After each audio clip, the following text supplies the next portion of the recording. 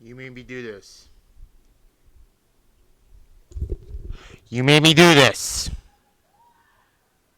This is the price you fucking had to pay. I told these everybody. By the way, what is up, your Tyler's back with my SmackDown review for June 27, 2025.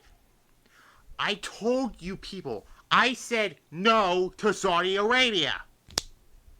And I broke that fucking promise. It's like when Tommy on Wrestling Rampage said he didn't want to do no AEW reviews. He broke his fucking promise.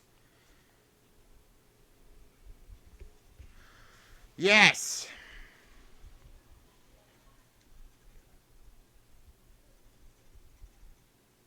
This is literally the first time I am reviewing a show in Saudi Arabia.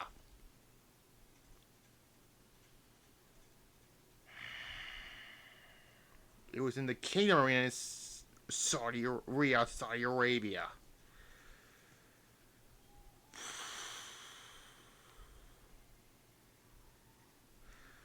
I am saying this right now. I feel like the wrestlers work for these Saudi shows. I feel like they were phoning it in and being uncomfortable being there. And most people think, well, the Sturgis show, they were phoning it in. Yeah, but the location looks cool as hell. And also, the Saudi shows has easily one of the worst match of the year contender on these. Like, DX versus Brothers of Destruction. Goldberg versus Undertaker. I mean, you want a better Undertaker Goldberg match? Watch my two prior matches. One 2 days ago on Showdown, the winner goes to Quest for Destiny in the Quest for Gold ladder match. And one from last year at Eternal Ascent, and that main event of that event last year. What else? Roman versus Brock. Roman versus Logan Paul. Liv Morgan versus Nia Jax. Like,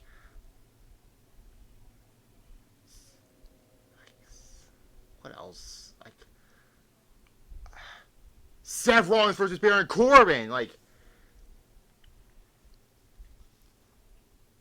but anyways, I could go on and on, but there's that. We start with Cody Rhodes making his way to the ring to a huge ovation. The crowd literally singing his theme song, and the show happened last Monday on Raw where Cody defeated Jey Uso to advance to the finals in the King of the Ring tournament, and then Randy Orton's music hits. Also, for some fucking reason, the feed was like buffering throughout this entire episode of SmackDown. Also, by the way, SmackDown's going back to 2 hours next week. Praise the fucking Lord. Because 3-hour TV wrestling shows don't fucking work, in my opinion. I didn't like when WCW did it with Nitro. I didn't like when WWE did it with Raw and SmackDown. Like, 2 hours is fine. Going 1 hour, that's fucking overkill, in my opinion, that is. Or, they talk about what happened, and then,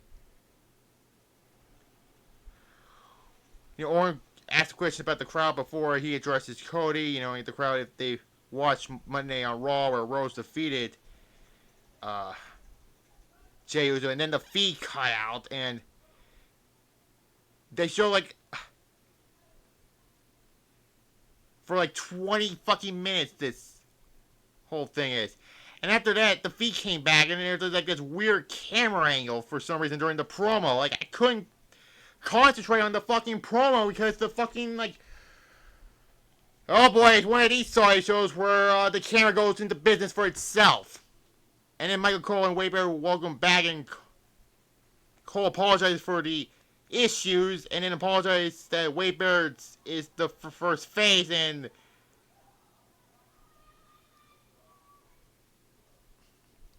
I was like, you're really... Like, first off, it was nice to see Michael Cole on SmackDown for a change, but there's that. Anyways, then we get JC Mero, aka Dollar Store Rhino, defeating Jimmy Uso.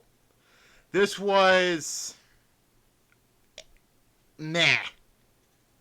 2 out of 5. And then afterwards, Solo gets in the ring and asks Jimmy Uso if he's ready to come back to the family. And Jimmy says no and slaps Solo in the face. Which, why the fuck would Jimmy want to go back to Solo? He was the man who started his rogue bloodline a year ago. I mean, if you play 2K25 Showcase about, Paul Heyman said, the Solo's bloodline, which is the rogue bloodline, and then Jacob Fatu comes out and beat the fuck out of JC Mero. Yeah.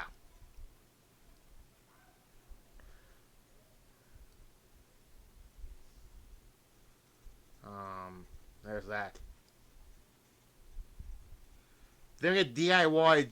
It's discussing the future of the division with the rest of the tag teams. If the White Six become champions, it's over. The rest of the tag teams are seeking of them, and then Nick Aldis comes in and asks what's going on. John Gargano can't believe Aldis gave the White Six a title shot. You can't believe I'm doing these fucking Sonic shows. So yeah, thanks a lot. Not my subscribers, the people who wanted me to do this shit. There's gonna be an Andrade finds a tag partner against DIY. Whatever. Then we get the Women's United States Championship, that is. Again, what is the fucking point of these women's mid-card titles? Julia defeats Selena Vega. Again, it was a typical Saudi match, and it's the first time I'm mentioning this. They had to wear these ridiculous bodysuits.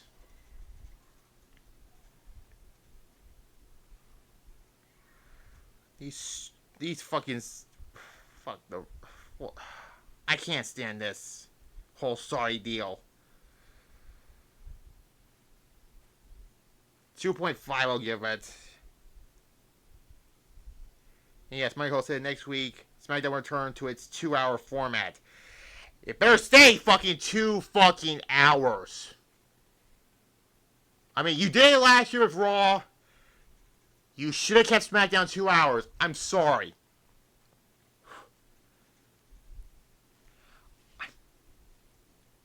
Anyways, then Charlotte Flair is walking backstage. Finally, an actual fucking star for once, but she sees Alexa Bliss and says she doesn't want to talk about last week, and there's that. Then they show a video page of Wade Barrett becomes King of the Ring in 2015, which, I mean, no disrespect to Wade Barrett, but he was one of the worst King of the Ring winners. And then by 2016, he was out the door until he's back now as a commentator. And Wade Barrett I'm glad they're actually him doing commentary for periods that are not internationally. So, there's that. Then Oscar and Jay Cargill meets in the ring. They boo Jay Cargill, which rightfully fucking so. Again, this should have been Charlotte versus Oscar in the finals. I know, call me nitpicky, but I hope to God Oscar wins tomorrow. Because if Jay Cargill wins, you're going to make her the next Ryback. Then Naomi comes out, she gets booed also. And I don't know what the fuck's going on outside, so ignore that. They're allowed a shut the fuck up chance. So, yeah. Just a terrible promo from Jade. She sucks on the mic. I'm sorry.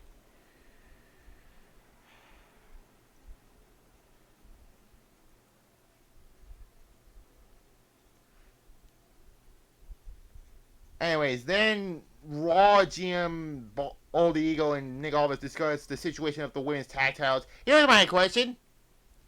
Get rid of the fucking belts. And then R-Truth, and then Aleister Black walks in. So I guess he's allowed to come to Saudi Arabia also. Walks in and then starts talking, and R-Truth blasts, and then R-Truth says he wants John Cena right now, and then the GM says no, and there's that. They show a video page of Los Garcias winning the AAA tag titles.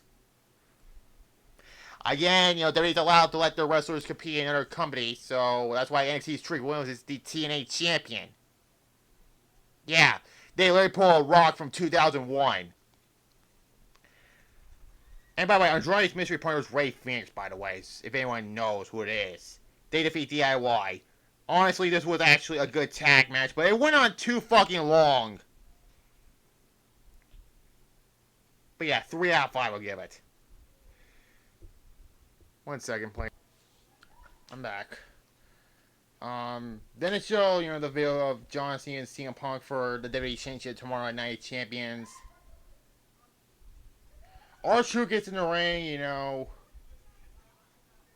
He greets the crowd and asks them what's up. He is Ron Killington. Aleister Black just black matches R-Truth.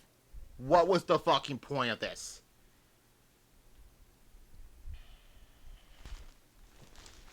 Then he walks backstage. He steps in front of Damian Priest, and then Priest says Black must be feeling really tough.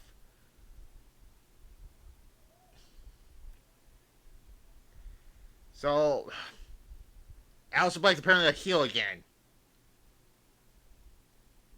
Welcome back to WWE, Aleister Black. Then we get the WWE Tag Team Championship match. The Street Profits. By the way, what was the last time they ever defended the tag titles? I swear it's been that TLC match on the SmackDown after WrestleMania.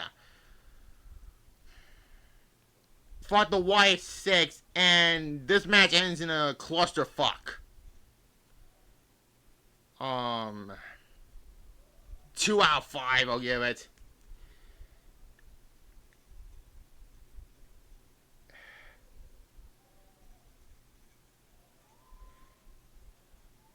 Anyways, in the parking lot, Jacob Fatu is walking out.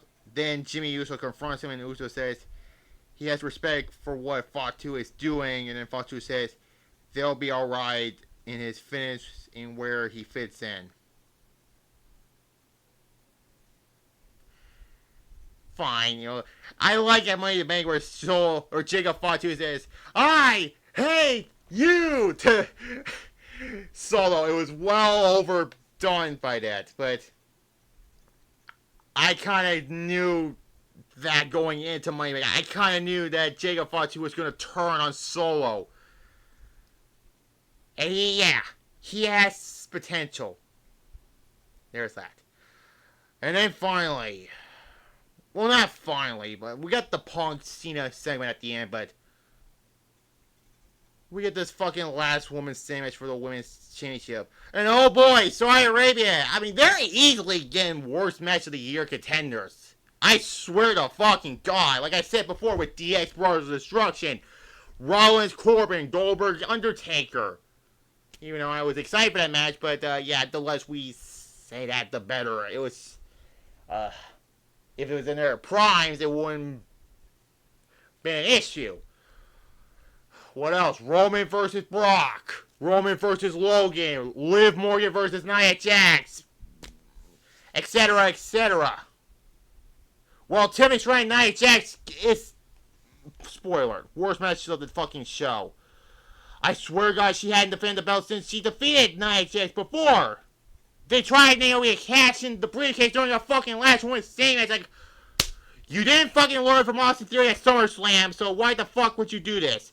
And also, Timmy fucking no-sell every weapon shot.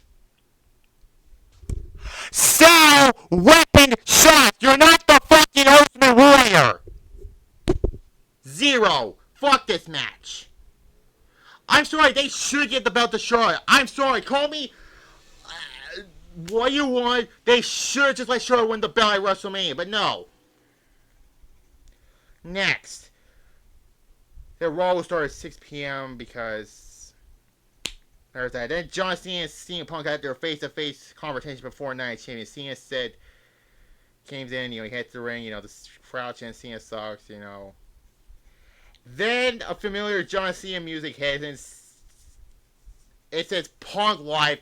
So Punk is basically playing mind games with John Cena with the rapping thing. And that's how it ended. Last week, Cena did his own pipe bomb, so Punk decided to go one over John Cena with the rapping. So, yeah. This is a C. I'm being generous with the C. So the night exchange will be tomorrow, and then I don't know when we're doing on Sunday. Maybe something for the hardcore tile. Maybe. Whatever.